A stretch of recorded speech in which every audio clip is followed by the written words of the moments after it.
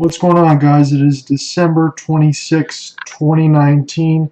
John out here with you. Now, sometimes you see me make some of these videos, sometimes not. But this is going to be a 2019 year in review or a New Year's resolution video. I want to talk about some of the stuff that's been going on with me this year. Some things you might have already heard about earlier throughout the year because they were some big events, and some of the stuff of recent importance. So I want to talk about the biggest thing you've probably seen here throughout the last few weeks. Lauren and I decided, and pretty much I decided at this point, because I'm going to be 33 in March and she's going to be 30 in April. We started, I was 21 and she was 18. It was time for me to get the goddamn engagement ring, and get that stuff done. So my experience with Helzberg Diamonds, I wouldn't say it was an A+, but we were able to find what she was looking for, and I was trying to set my price range as far as what I was expecting to spend and what the pay scale should be, and it went from a quarter carat to a whole carat, but as long as she's happy with it, that was the most important thing for me. Now, a lot of people will tell you that this is supposed to be a surprise. I could have gone up there myself, given her the ring, and then, made it happen. But, what would have been the other side of it is she hates the damn thing. I have to return it, try to get some money back. That whole thing would have been an entire pain in the ass. The main thing is that we went up there probably in, summertime, like July, to look at it initially. Then we kind of got serious about it 3 months after, probably like October sometime. You kind of narrowed down what the ring was going to be and what it was going to be. It was just a round solitaire for a carat and all that. She just wanted something simple and plain that looked really good on her finger. She's got a slight build and all of that. So, in that sense, you can get something maybe a little smaller and it would look just as good, but, you don't want to settle for something that you don't want as much, and she wanted the carat, and that's what I wanted to give to her. So it ended up working out that way. The only downside was and maybe it was a little bit their fault, maybe it wasn't measured correctly the first time. We had her at a size 5 was too small, a size 6 was too big. You do the quarter sizes, and we started from 5'7", 5.5", 5'2", but we started at 5'7", she fitted a 5'2", so long story short, it took 3 resizes to get it done. But in the end, on Facebook, you see those pictures, and I think, as far as I can tell, being with her for these 11 years and all of that, she was very happy when it was all said and done. I could tell there was joy on her face, and it was kind of relief for both of us to be able to get this done. But I want to say one thing. As I mentioned before in that post, I was 21 and she was 18, and me being in a first relationship at that time, you can kind of roll me back another 5 years. It's like a 16-year-old, or maybe even less. You're just trying to, give the puppy dog eyes, do what you can to possibly get a girl to notice you. Or guys, that might sound like a geeky ass thing to say, but at the very beginning of it, especially when you're in the situation that I am with the cerebral palsy and all that, even though I got maybe some things to give, but I'm always going to be at a disadvantage. I understand how that goes, but main thing is it took me a long time to get to this point. This is something I've wanted to do maybe at least 3 or 4 years in. I kind of felt that way about Lauren right away. And I would say, yeah, she really cares about me, and she did care about me, but I think within, as far as I can guess, at least within this last couple of years, year and a half, it's kind of gotten to the point as she's gotten older and gotten close to hitting that 30 spot that she's starting to look at things a little bit differently, and I think she thinks about me in a sense of, let's try to make this last. And, that takes a long time to get to. This isn't something that just happens overnight. This probably isn't something for a lot of you that happens after a couple years. And look, I understand how things go. Sometimes there's a game plan out there that you start dating, you think about things, and then maybe a year or two down the line, you might talk about, oh, would you want to get an engagement ring, or where do you see things going? Is this more than just, us seeing each other once a week? Do you want to move in together? Things like that.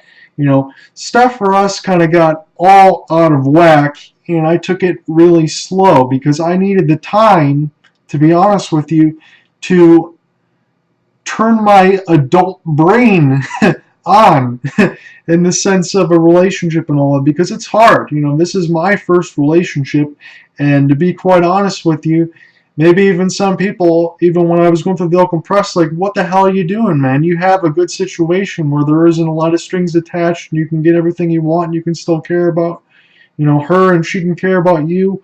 And, that was fine for me for a long time. But now, as I'm going to be turning 33 in March, and like I said, she's in the 30 spot in April, I don't want to do that anymore. I mean, I still want to do all the same things that I do with her, spend time together, go out to eat and go different places. When it's time for us to just, spend time together on our own, everything's always good and all of that. And I like all of that, but I want to commit. It's time for me to take that step and show that I have the commitment to her that she should expect. And I've always had that beforehand, but I think when you do something as far as an engagement ring, that kind of sets that process going forward a little bit. And like I said, there might be some different steps for all of you as far as, like I mentioned, the dating scene and the moving in together, then talking about it, then maybe discussing it. And that might go in the sense of maybe 3 or 4 years for a lot of you. It took me a lot longer, but what I did find throughout this time, and in this year especially from making these steps, throughout the experience and years that you're with someone, I think the longer that you can do that, and maybe even as you take the time, don't think of it as a bad thing, because the longer that you take the time and you realize that you still care about each other as much as you did when you first met, and even more so now going down the line, I think that kind of keeps things future-proof. And I think it kind of alleviates some of the stress and some of the worry that you might have of things not being able to work out. Because at this point, you guys are already going to know, especially through 11 years for Lauren and I so far, that you're already going to know what your financial situation is going to be. You're already going to know your tendencies and your pet peeves and things like that. What works for you, what doesn't. How you handle different situations, how you handle different fights, the things that you do. I think we have a pretty good judge of character of how we're both going to act in situations, and I think that matters a lot, and it makes me feel a lot more comfortable in that sense of taking that time, taking this next step to solidify that. So what I've told you guys along the way, and I admitted as much, very much so, that I'm very vain. Not only in myself, like I get the receding LeBron James hairline and all of that. There's just certain things that I can't change. If you're not as in physically endowed, or if you're not with just a huge buff body and all of that, there's certain things that I can't change about myself, but now that I know of those flaws and defects, and maybe they're not considered flaws and defects, I can't really do anything about the cerebral palsy either. There's other things that I can do. I try to just be as upstanding as possible, be forthright with her about the things that I want, be honest, open, and caring, give myself to her in any way possible, in the sense of committing that, I'm not going to cheat with anyone else. Like, I'm not even remotely interested in being with anyone else other than her. And the way that I end up, keeping it that way is, I tell all of you out there, and I'll say this again if you hadn't heard me say it before, which I'm sure I have before, don't ever settle with what your biggest priorities are. You have to keep your biggest priorities in front of you. If you're vain, like me, people are going to say, well, you're an asshole because all you care about is looks. And in the sense of, yeah, I want to be with someone that's attractive because on my worst day, I could probably be a 6.5, 7. I don't think I'd ever fall below a 7. Yeah, my looks aren't the greatest, but I think my personality can give me a few extra points where certain other things wouldn't, because I try to be as upstanding as possible. Yeah, all guys are dicks. Yeah, I can be a dick sometimes. But when it comes to all of that, my patience and everything else Just like how my grandma is, I don't know how I got to inherit all that. My patience and tolerance level is very high when it comes to certain things. And at the very beginning with Lauren, yeah, it was kind of hard because I'm dealing with other instances, not only with myself, but when she ended up dealing with her own issues and having depression and all of that, it took a few times for me to learn how to handle all that stuff, how to handle those situations when she's feeling certain feelings and all that. And let me be honest with you, once I got a chance to figure out all that stuff and how to handle things and circumvent those thoughts in my own mind, prioritize it, and see what I needed to do, it wasn't that difficult. It's not something that she thinks is a big deal for her because she deals with it every day. It doesn't bother me. It's some of the other physical, mental traits for both of us on both sides that are bothersome to both of us don't seem to bother each other.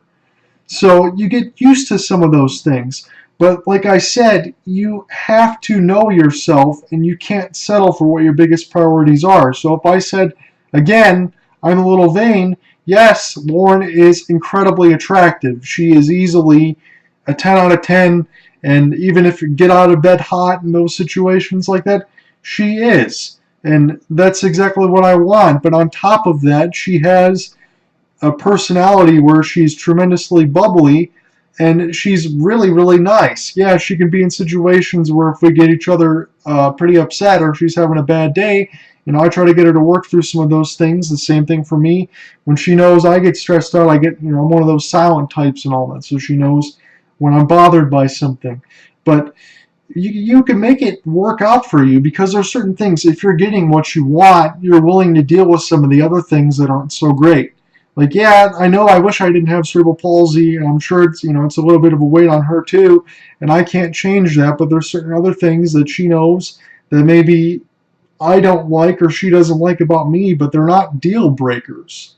We really care about each other, and we have the stuff that matters. Like, my biggest priorities, like I said, a little vain. I want to be with someone that's going to actually, not take advantage of me and actually care about me in a sense of being in a relationship and having that matter, just to be with me. I don't want to be cheated on. I don't want to have to go through the rigmarole of all of that. As I told her, I don't really want this to be an open relationship. It might have been, that way. I'm pretty sure I know that it might have been that way within the first 5 years and things like that. It wasn't, I wasn't able to do some other things that maybe she was able to do. But that's just how it goes. I had to work through some of those things and figure all of that out. I just wanted to be with someone that I can care about, that I'm attracted to, that I don't want to keep my hands off of, that actually cares about me and at the end of the day is with me. At the end of the day, it's not one of those ride or die things, because I know there are people that will fight with you to the bitter end no matter all the bad things that you do. If I'm doing something completely horrendous, she should get the hell out of there.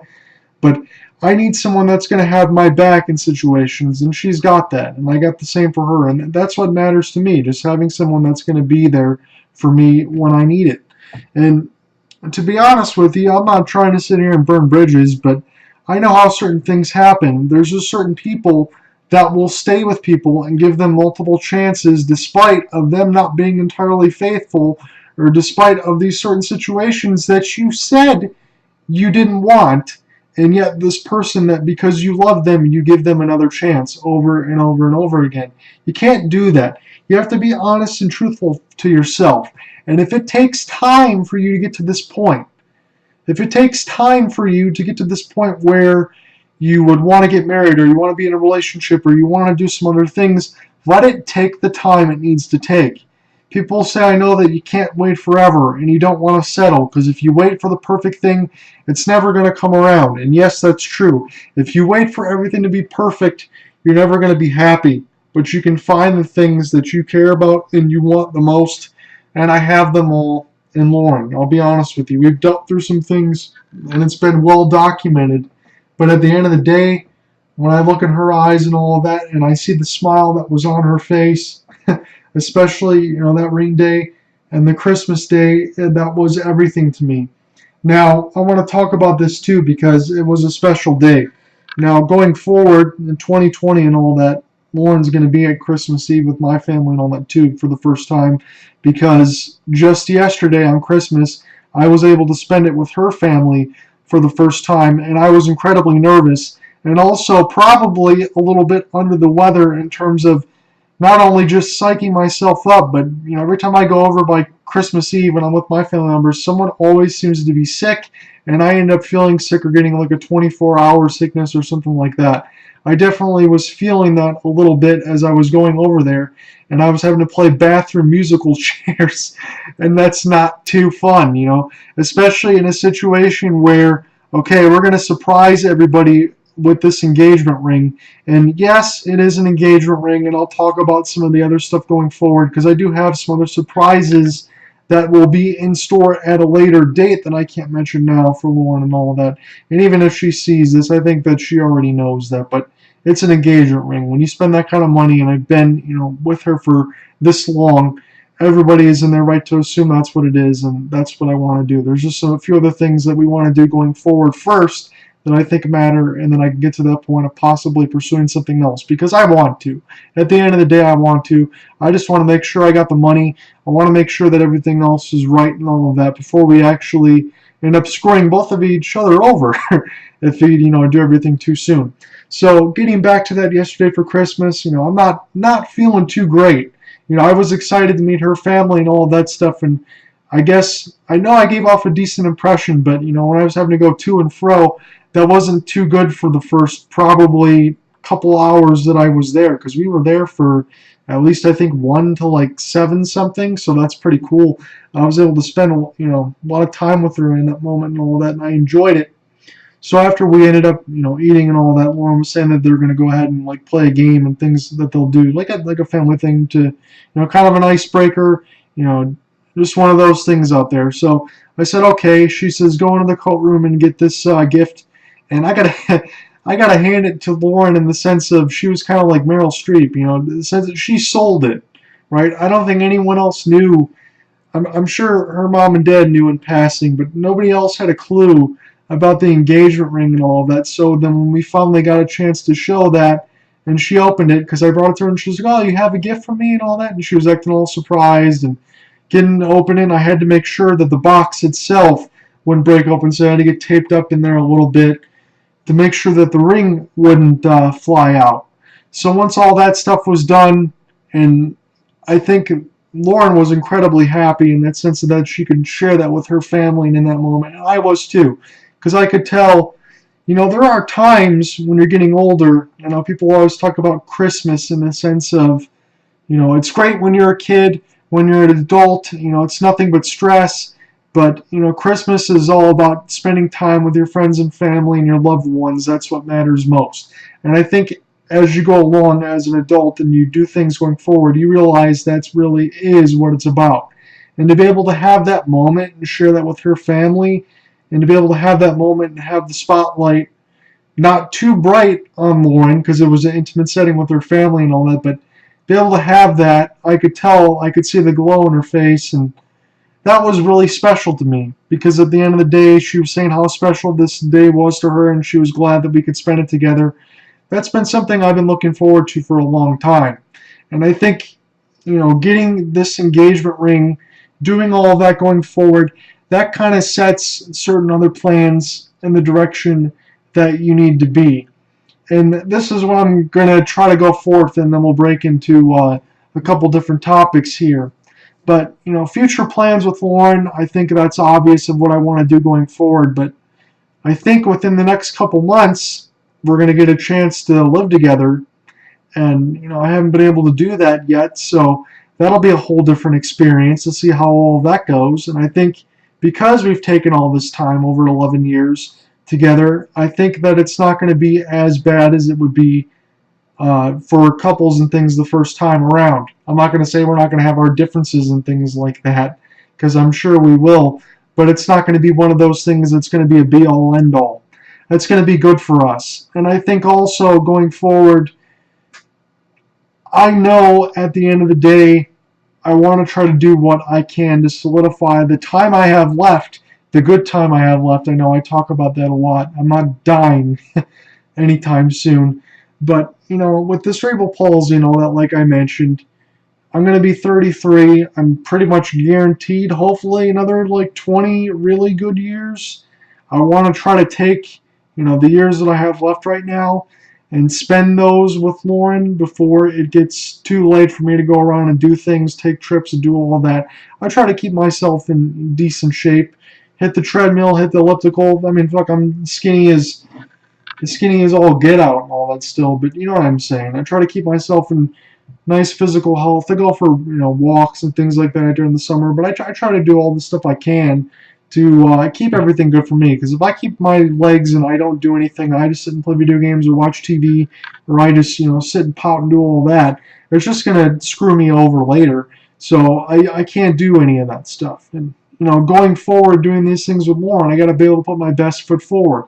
That's what I mentioned a lot in these Facebook posts when everybody was congratulating us in the rings and things like that. And I really appreciate it to all of you out there that took the time and did that. I was very surprised by the amount of people that came out there to express their thanks, love, and support. And for all of that, truly, I appreciate it. It was very, very wonderful. This is where I want to break here a little bit and talk about a new subject, maybe kind of tie in what I was just talking about. So, as we mentioned a couple of years ago, and I'll keep that brief, after all the stuff happened at MI Prep Zone, a lot of us got let go, doing some of the high school sports and all of that. It's from all the guys that worked at the News Herald, the Morning Sun, Press and Guide, and all of that, which, there's no, I don't have any bugaboos about that. I'm not bitter about any of it. I understood how everything is going to end up working because that's how it always was going to end up, as having a journalism degree, dealing with any of the stuff in the paper, dealing with any of these online services. That's probably what the end was going to be for all of us. And I'm not bitter about all of it. I'm thankful for everything that I was able to do, for all the people that I met at the Oakland Press, and for all the stuff I did throughout my prep zone. I tremendously, truly loved my experience there. And it was difficult, as I mentioned before. I talked about it in some of, I think, the videos last year and things like that, how difficult it was. Now, I'm in my second year, Hanson Marketing in Wold Lake, and yeah, I know that it's a part-time thing. Maybe I get 2 or 3 days at most, like 16 to 24 hours at most. So I have to supplement what I can, at this point, especially now taking this step with Lauren and all that. I can't just, at this point now, being there for this long, have that be my only source of income, the only source of things that I'm bringing in. So I have to try to do some other things. And I'm very thankful for Jim and Marty and Monica and everybody else at Hanson, Steve and Jamie and everyone else that I've met, Susan and all that. It's I've had a lot of fun there. I know there's some work and things like that, but everybody else kind of makes the day go by a lot faster, and I feel good, being there. You get a chance, to work with some direction, that was a little bit different at the Oakland Press and all that, because it was just fly by the seat of your pants, which is no problems, but that's just how it has to be in that line of work. So it was a lot different of a transition, especially going from sports to lumber and materials and things like that. It's a lot different, but because of the people that I have there, because of the chances that they gave me, and just be able to move things forward and have it, the pleasantries be there and have the fun be there. I've enjoyed my time there, and I don't see that changing anytime. Everybody's been flexible, and they know that I need to try to do other things to help myself out. So I was very happy a few months ago when I was talking with my cousin Annette, and Zach was mentioning something about Orchard Lake St. Mary's and doing hockey announcing and stuff like that through Orchard Lake St. Mary's and JV Red and varsity and all that. And I was very happy to do that. It's not play-by-play, and that's what I had to text him going forward, because I was very nervous about doing hockey and play-by-play, because you got a lot more kids, you got line changes and things like that. It's a lot different than just doing the NBA play-by-play that you've heard me do before when I had the stuff on Shout Engine and different podcasts and things like that. But once I figured out it wasn't play-by-play, I was more than happy to jump at the opportunity. And as far as things have been going there, I've had a lot of fun with it too. It's been a lot of fun, and it gives me a chance to do get out of the house a little bit too and figure out some other things, which is not not too bad. That's good for me and all of that. And then just recently, I applied at the Detroit Skating Club, which was not too far from where the Oakland Press used to be in Pontiac. They moved to Detroit and all that, but the Detroit Skating Club is around there in the Bloomfield Hills area. And that's just a receptionist job if I can get it from 9 a.m. to 2 on Saturdays. So that can kind of supplement my Saturdays because then, a few hours later I'll be going to St. Mary's to do some of that stuff for JV Red and Varsity. So that's kind of nice. And then if I can also get that job, there's also openings, go right across, maybe another couple minutes, go on the other side. You can do like a little check-in. So when you have the kids that go in there need practice for ice time and things like that, you check in, I think from, 6 a.m. to 1 p.m. That's going to be pretty daunting having to get up at 4:30 to take a shower, leave the house at 5 and be there by 6. But if I can get some extra hours and do all of that, I'm going to do that. And this is where I want to segue a little bit into the last topic, and I'll keep this brief because I already mentioned all the stuff I was going through and what I did.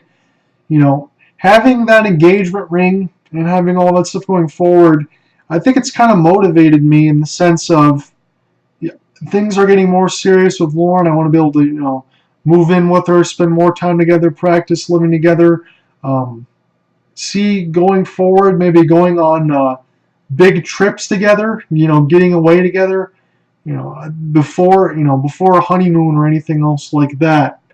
I want to be able to actually spend some time alone with her on a vacation. Have both of us get away and just, get out of Michigan and go somewhere. Like, I'd love to go to Hawaii. I'd love to go to Vegas with her. I'd love to, when I went to Vegas in the Grand Canyon and flew down there, that was like one of the most breathtaking things I ever seen. When I seen, my cousin David and his girlfriend Courtney and all that, they just had a baby and all that. When they went to Hawaii, how beautiful that was. It's like, holy crap, I want to go to Hawaii with Lauren. That'd be wonderful. So getting that engagement ring has kind of given me the strength and motivation because I felt, I'll be honest with you, in these last few years, I felt like I couldn't be my own motivation anymore.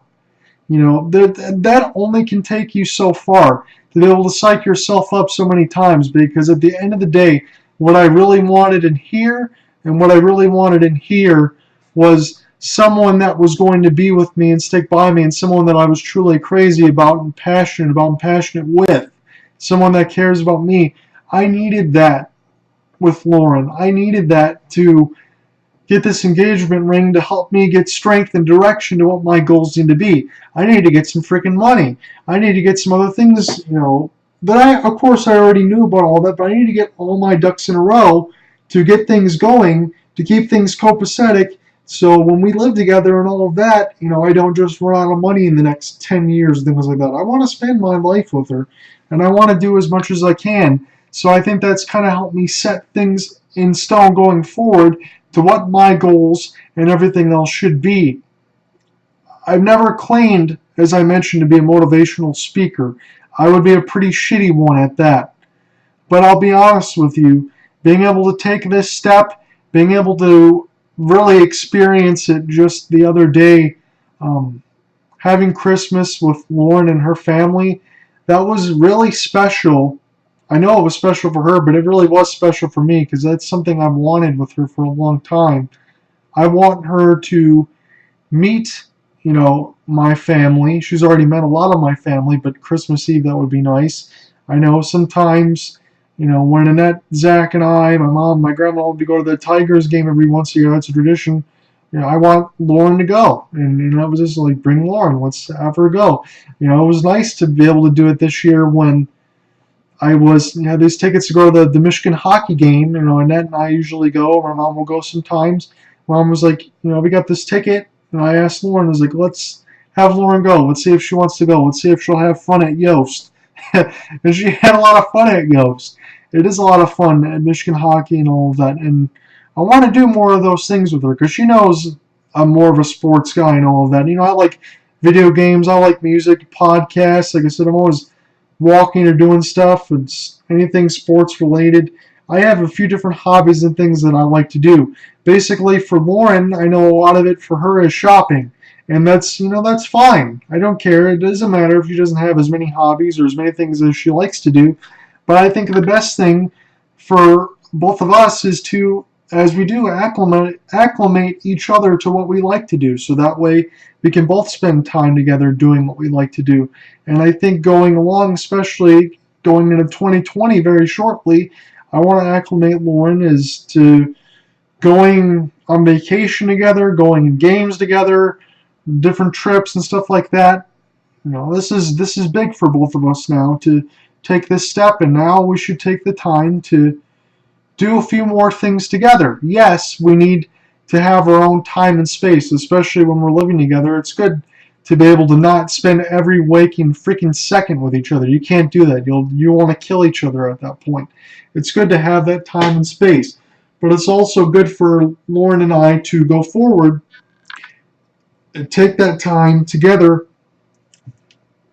and try to, contemplate the things that we like to do together and enjoy that time together with each other. And I think that that's the most important thing. And I honestly want to take her to a few more concerts because I love music and all that. She doesn't probably like a lot of the stuff that I like. I can pretty much listen to anything. But we had a lot of fun. Was it a couple of years ago now when it was Jimmy Eat World and Incubus? I tried to get her a little bit into that. You can say what you want, but Incubus is still really damn good, and that's enough to get a ticket in itself. And I really had fun with that when we met Lauren. That was cool a couple of years ago. We need to do more of that kind of stuff again. So for me, I already kind of mentioned the future plans and the new jobs and some of the stuff.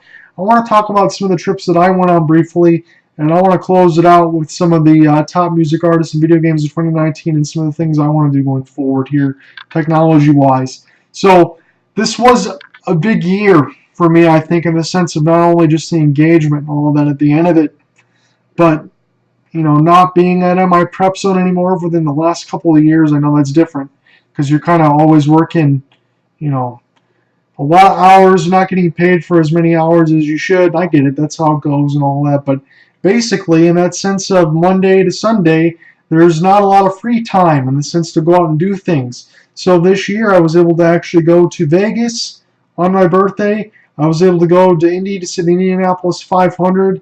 And then the other big event of the summer was Rift Fest 2019. And I talked a lot about Vegas in that video after all of that, being able to go see Mike Valeni from 97 won the ticket in the Valeni show at in the D in Las Vegas. That was really fun.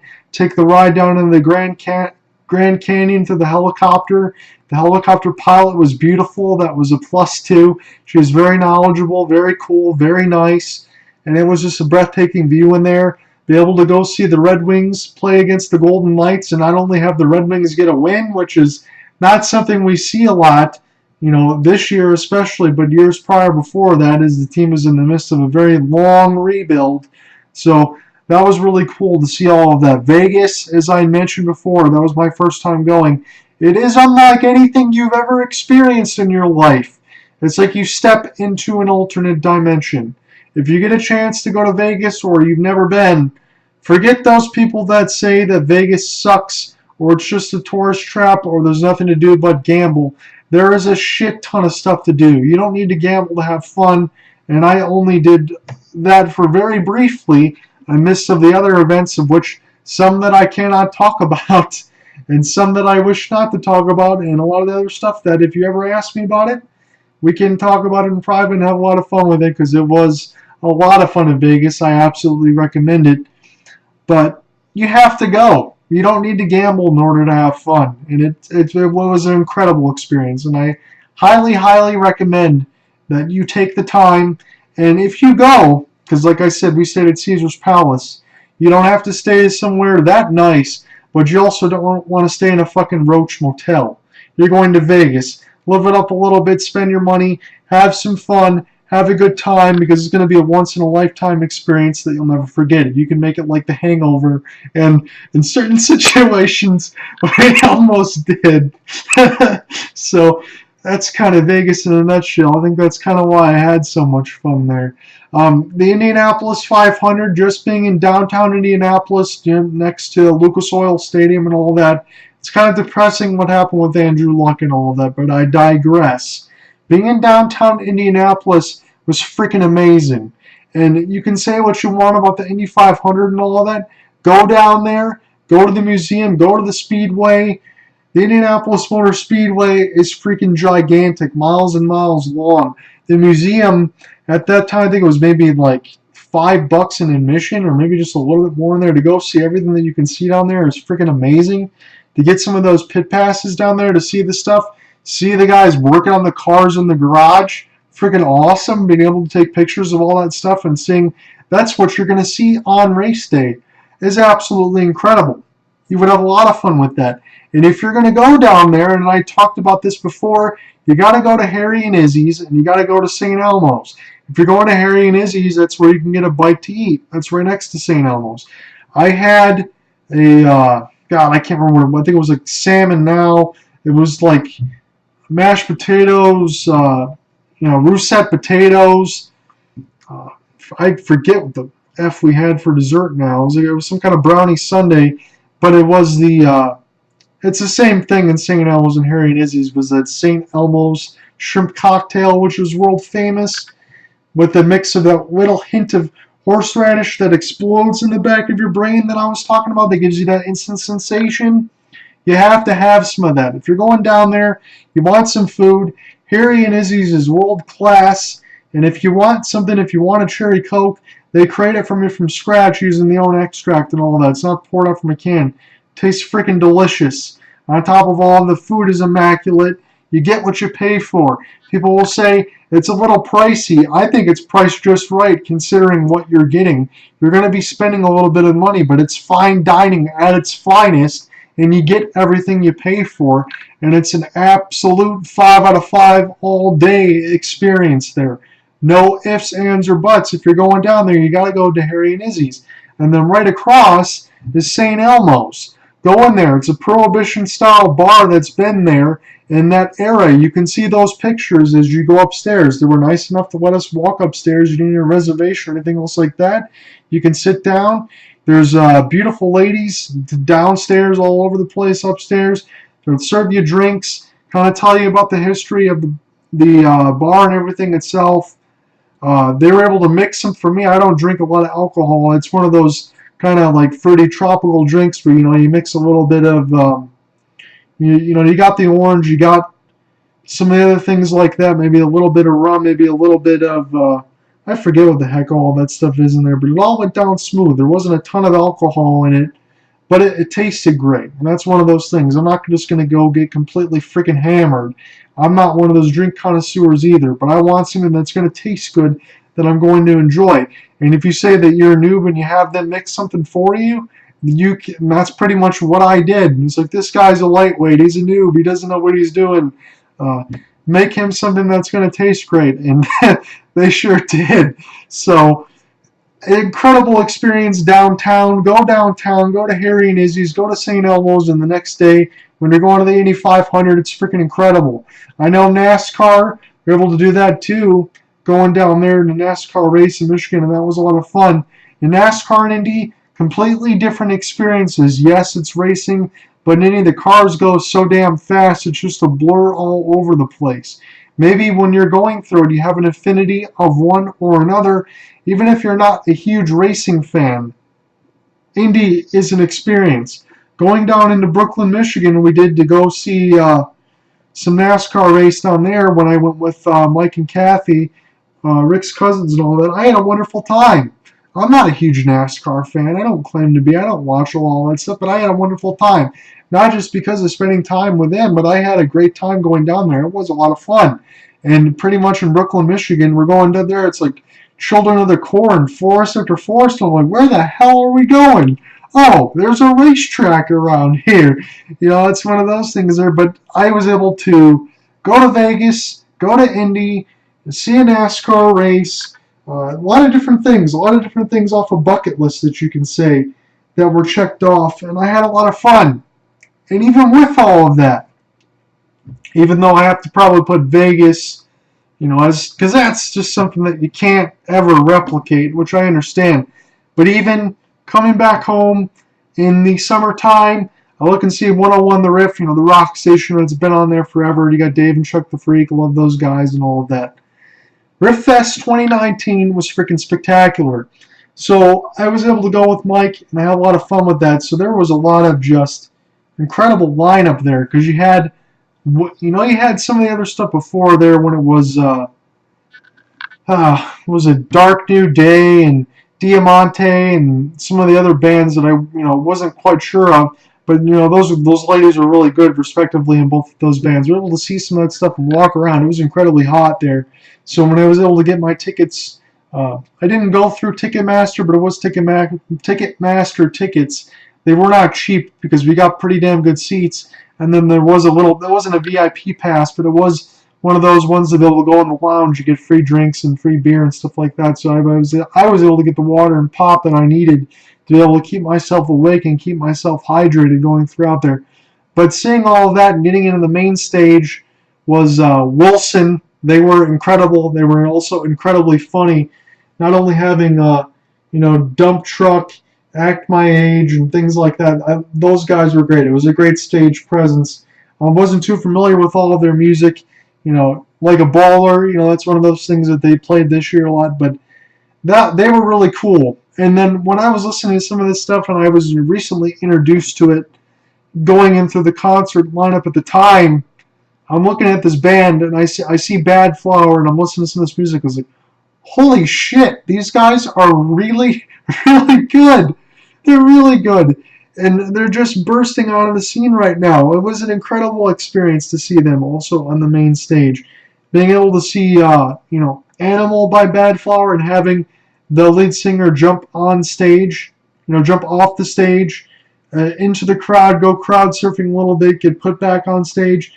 Just the stage presence there, the music, and the sense of, Xana X, which is, Xanax. There's a lot of different songs. Let me pull up this damn song list here. But they were really good. I'm kind of drawing a blank here. I want to go through this because I should know all this stuff, but now I'm thinking about it. It's like, holy crap. Kind of missing some of it. So, Cry, Drop Dead, Girlfriend is an incredible song on the OK I'm Sick album. XNX, Xanax, Jester, White Noise, Animal, Heroin, and Promise Me are like two of the best tracks also on the OK I'm Sick album. Everything on Bad Flower's agenda in that album of OK I'm Sick, kind of like the debut album that they have. I know they have a couple other EPs and things like that they had out there. That's a freaking phenomenal album. The Bad Flower was absolutely incredible. And in the interim, because they were talking about some other bands that might have been there. Seven Dust, they were trying to get them, they couldn't make it. So to have Michigan's own Pop Evil go in there, that was really phenomenal. 155, Waking the Lines, things like that. I love Pop Evil. That was great. It was just one of those simple and plain good rock bands. You had Leah Remini, I forget what the hell the guy's name is. He was really, really good in terms of being able to bring his son on stage and sing with the crowd and all of that. That was incredible. I loved it. And in the main show, to see Seether live, I think my only downplay and regret in the sense of that show was Seether didn't get long enough on the stage because there's too many freaking classics for Seether to be able to go through with Fine Again, Gasoline, Rise Above This, Remedy, Country Song. There's just a million freaking things that you could play for Seether that you could just go on because I don't believe that Seether makes a bad song. They didn't get to play Truth. They didn't get to play like Suicide or Pass Slowly or Watch Me Drown or what was it, Fuck Me Like You Hate Me. Here's some of the other stuff in there. There's incredible songs there from Seether, and it's one of those senses where I had some of the musicians and things that I talked to, even the ones that I went to school with and all of that. And some of the things that they say is you have to try to change your sound a lot in order to stay relevant and matter in people's eyes as you go along throughout your career and things like that. I don't think Seether has changed a whole bunch throughout their musical repertoire and all that. And some of those things, like I said, Pass Slowly, that's a little bit of the, dedication song to his brother. The rights of all of that stuff were for Sean Morgan to be able to use through someone else, which is an incredibly touching song. But still, Seether hasn't changed a whole lot. But it really doesn't freaking matter because they still rock as much as they have from Disclaimer all the way to Betray and Degrade. The stuff that they got right now. It's freaking incredible. Seether is a Hall of Fame vote worthy. And whether or not people want to talk about that because it's just too damn soon, once you see Seether live, and I already knew this before because hands down, they're one of my favorite bands, but once you see them live, whether or not I like them or not, they're freaking incredible, and you will gain an appreciation for that. And Shinedown, I've never seen a band twice, but in this sense, Shinedown was the main headliner for Riffest 2019, and really, you can't go wrong with Shinedown. But in the sense of the greatest compliment that I can give them, and I think this really stands the testament of time, because yeah, you have both lead singer of Seether, Sean Morgan, and what Brent Smith of Shinedown are two of the best in the sense of voice and vocals and range and song discrepancies and what they can write and what they've made. Everything is always unique. Everything is incredible. I love it and all of that.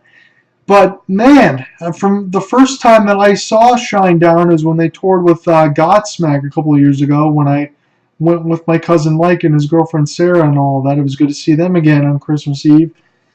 When I went with them and I saw Shinedown the first time, and Godsmack was just as good then, but when I went and saw Shinedown for the first time, I was like, holy crap, 10 out of 10. And then I went to Riffest 2019 with their headline. I said, holy crap, 10 out of 10. And it's like, they didn't even have the same show that they had last time. Maybe there could be certain instances where you think it could be the same. No, completely different fucking show from a couple of years ago. And that's the greatest testament that I can give. If you're going to see Shinedown, you're not going to see the same show twice. They're incredible. They're one of probably the best bands that you can see live. I think that's what a lot of people have said about them, from not just fans, from people that weren't even fans going to see them. I was like, these guys are really freaking good. And that was one of my favorite events throughout the year. We talked about, Vegas and Indy and, the NASCAR race in Brooklyn, Michigan and stuff like that. But Riffest 2019, even with all of that, probably holds one of the biggest places in my heart throughout the year because the bands were incredible. It was an all-day music fest. The weather was wonderful. The bands were great. I had a good time with Mike and all of that. And the seats were really good. And it's not something that I'm going to forget ever. And, Bad Flower getting that out of there is absolutely incredible. So I already talked about some of my other future plans. I want to talk about it, and I alluded to already, the best music artists and top video games of 2019, because I got to do that to give out some of my awards. Best music artist of 2019. I know this can be subjective, but I'm going to go in the rock category from what I saw in their Bad Flower and the OK I'm Sick album. That is the top one of 2019 for me. Absolutely incredible. Those guys are just getting started. They are just underway. I can't wait to see what they come with in the future because the songwriting, the storytelling, the vocals, the range, hitting everything. If you're part of the PC police, you got to stay away because those guys in that album are not afraid to tell you a story. They're not afraid to emotionally grip you and disturb you with some of the things, quite frankly, that they're going to talk about. But everything is powerful. Everything feels like this dude has been through all of this stuff before. These guys talk about things that feel incredibly real and matter to a lot of people. And I think that that's very important. And that's why I think that's my top album, as I know that's my top album of 2019. Top artist and album, Bad Flower, OK I'm Sick, 2019. Spot on, guys. You guys did a wonderful job. It's one of the best. And top video games of 2019, you can say what you want. I don't care that it came out in January. And even in late February, there was also a contender for Game of the Year. And I hit about this briefly because I've made a video on both of these games. And maybe the stinker of the year I've also made a video on, as it's very subjective. Top game of the year, 2019, Resident Evil 2 Remake. Hands down, from 1998 when the game came out to now have everything being just as horrifying, if not more so than it is. It also feels like a real life movie in the sense of you're not sacrificing anything that made the original great in the remake. You're not sacrificing anything that made the original great in the remake. But what you're doing is you're just taking all those experiences and you're pushing the base and everything else past 10, past an 11, probably like a 14, 15 score. In the sense of, if you love survival horror, it's a freaking slam dunk. Everything is a masterclass as far as it's done. The game's not tremendously long, but it's meant to be played through multiple times, and it's something that you can love. And even going forward, going into 2020 in April, you're going to be getting a taste of the Resident Evil 3 remake, as it was being made side by side with 2 and 3, as there was huge development teams in Capcom being able to get this done before the PlayStation 5 launches. Now with PlayStation 2, or PlayStation 2, now with Resident Evil 2, already in through January, coming to the end of the year, you should be able to get a significant price reduction.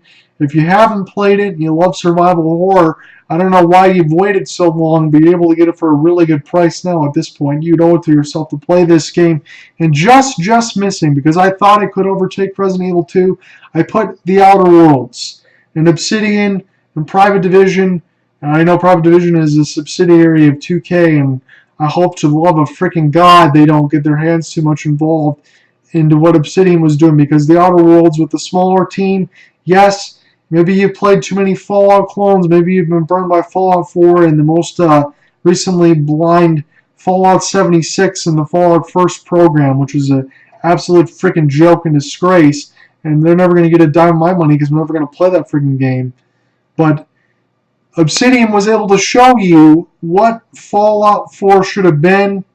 They were able to show you, freed from the shackles of Fallout New Vegas and some of those other bugs. And maybe not all of that stuff was on Obsidian. Maybe it was on Bethesda of keeping them rushed and all of that. Maybe Bethesda has a few more chinks in the armor as far as going through and saying, oh, these little bugs, oh, that's just a little Bethesda-ism. Oh, it's cute. Oblivion, that was a long time ago, and Skyrim, all some of these things, that's just so cute. That's just part of the Bethesda charm. That's not going to stand, especially when you get stuff like Fallout 4 and Fallout 76, when there's bugs everywhere, when there's promises to have your own scrap box and have that to get everything looted and get everything stolen, even though you're paying friggin' a substantial amount of money to play a game that was promised to you one way that wasn't even given that way. It's an absolute freaking joke. And what you were able to get in The Outer Worlds was, little open world, but a little bit less in the sense of keeping everything a little more condensed. They're able to bring more detail in there, but still able to have you go from planet to planet. Not too much stuff for exploring and all that, but yet the writing is substantial, the gameplay is substantial, and people didn't even consider this a AAA title because it wasn't made by a huge freaking company, Obsidian. It was a lot more of a smaller studio, but even if you called it AA, they made a freaking AAA game. It'd be hard to give the game less than a 9 out of 10. But what was interesting, and I didn't know this at the time, was if there's a sequel to The Outer Worlds, and I believe that there's going to be, because pretty sure the game did well.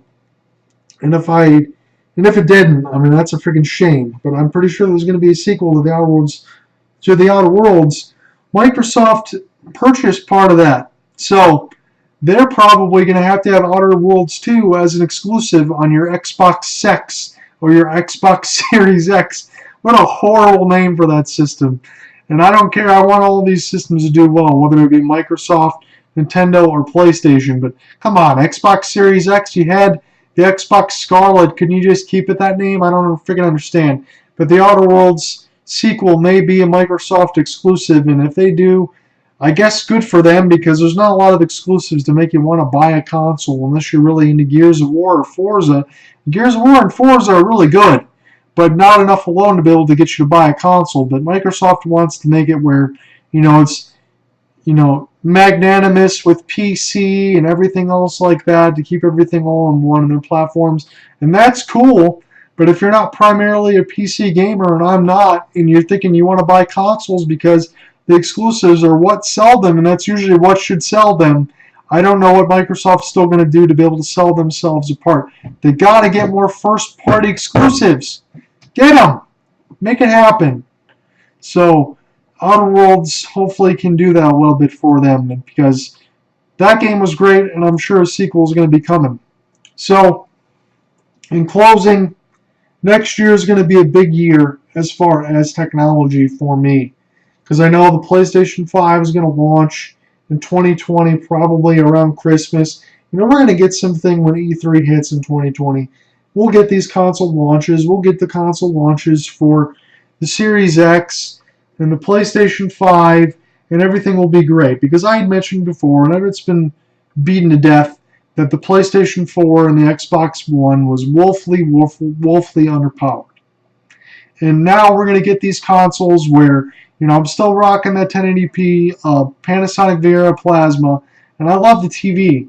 And I get it. 1080p, that's all I really need right now, because a PlayStation 4 Pro is completely useless, and an Xbox One X, yeah, that'd be great, but they're still coming out with the new one, so why waste your freaking money? Just hold on and wait to that point where you can get a new console. Because even if the new console is launched at $600, I think that would be at a price point that would still be a lot more than people can stand. I think $500 would be the absolute most that people will probably be willing to pay. But even if it did launch at $600 for the PS5, I'm okay with that in the sense, because I didn't wait. I'm not waiting for all these mid-gen refreshes. I want the new consoles. I'm going to get something that's going to be good. I'm getting that 4K TV out of the gate. I've waited all this time. My TV's more than 10 years old. Shit, my TV's just as old as my relationship with Lauren is, for Christ's sake. I need a new TV. Getting everything in 4K. Yeah, I know the games aren't going to run in 4K probably, but you're going to get at least 2.5K, something like that. You're going to get everything. You're going to be able to at least stream probably in 4K when you're watching Netflix and stuff like that. It's going to be worth it at that time. And especially if the PlayStation 5, if it has complete backwards compatibility, I know it's 100% going to have it for 4. Pretty much PlayStation 4 is going to be 100% backwards compatible with the PS5. But if you got complete library compatibility, meaning 1, 2, 3, and 4, and you're telling me it would be only $600, I think that would be an absolute freaking steal. And then at the very end of this, going into 2020, I don't like the fact that the Final Fantasy VII Remake is going to be episodic, but I'm going to buy it when it comes out, in the sense of, I want to play it now, because it's been a long freaking time. I got that coming out in March. I still have MLB 20, which I'm probably going to pass on, in the sense of, I'm sure that game's going to be really good, because 19 was one of the best in the series so far as baseball and all of that. But when you got, the Final Fantasy Remake coming around my birthday, and then just next month you got the Resident Evil 3 Remake, I'm going to feel pretty damn good, because I said it before, going into 2019 and all of that, PlayStation 4 has been coming out with some freaking bangers, and they're still going to be doing that in its final year of its console life cycle.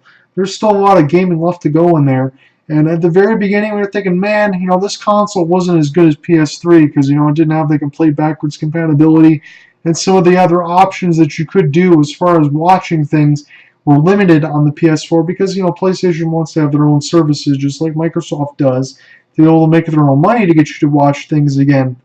PlayStation 4 has looked pretty good toward the end of its life cycle as far as its games, and the PlayStation 5 is shaping up. I know they say every new console is the better version and all that, but PlayStation 5, as it goes along, is shaping to be the best console ever made, and not just at the point because it's going to be something new. If you're having complete backwards compatibility, and you're getting some of this 4K stuff, and you're getting that solid state drive and all of that, I don't see how it can get much better as far as gaming and all of that goes. Because you're getting everything that you want and the immediacy, and you still have the option to keep things physical and not have to go all digital. It's still a great time to be a gamer, and a very accessible time, and still one of the cheaper hobbies that you can get going forward. This is going to be John Ott signing off. We're at almost an hour here, so I feel pretty good about that. This will be John Ott signing off for the 2019 year in review, New Year's resolutions, as far as some of that stuff in my life going forward, what I'm going to be doing. We talked about the engagement, the jobs, the trips, future plans. We picked Best Music Artist, Top Video Games 2019, some of the stuff from PlayStation 5, and some of the other things. I've absolutely enjoyed this. I hope that you guys enjoyed it as well. And I hope that maybe, for the relationship thing, I know I don't have a ton of experience in all that, but I'm going to be very, very happy with my time with Lauren. I love you very much, Lauren. I was glad we were able to share this together like we did yesterday and going forward. This was one of the happiest things, that engagement and all of that, and being with someone that I just absolutely love and I don't want to ever keep my hands off of. And that's the most pretty much important thing that you can have, is be someone that you're always passionate about. And even like Christopher Titus says, the stand-up comedian that I love, one of the throwback ones, that you can be passionate with someone even after they've puked in the back of your car. That's how you know you love somebody. So, man, I just feel a lot better than I was within that last couple of years, because I'm trying to get some of this other stuff going forward, and it feels good. And I hope that your 2019 was special, and I hope that going forward, 2020 and the next decade will be special for you, and all of you going forward. So I think, the time for you to take the time and listen to some of this and just share in some of it. I really enjoy seeing all of your guys' thoughts and everything else as far as, the engagement in the ring and all the joy and support and all of that. I really appreciate that. That meant a lot to me. It meant a lot to me and Lauren and all of that. And I'm very, very thankful. I know it's Facebook and all of that, but, for a lot of us, a lot of the ones I see in here, we go pretty far back. And some of you know some pretty embarrassing things about me. So, it's one of those things that took me a long time to get to this point, but I'm glad that it's here, and I'm glad that I stuck around with it, and both of us persevered through it, Lauren and I, because there was a lot of things with me, there was a lot of things with her, and, bottom line, you can see past all of that. We really love each other, and I could tell in that sense, and sharing that day together, that it meant a lot to her, and it meant a lot to me too, and I hope that, going forward into the next year, we can keep things moving in even more positive directions, in another direction, and see where things go, because I'm going to enjoy my time with her. And I hope you guys have a wonderful, wonderful new year, all right? And enjoy the next decade, because it's going to be here soon enough. Peace out, guys. Have a good one.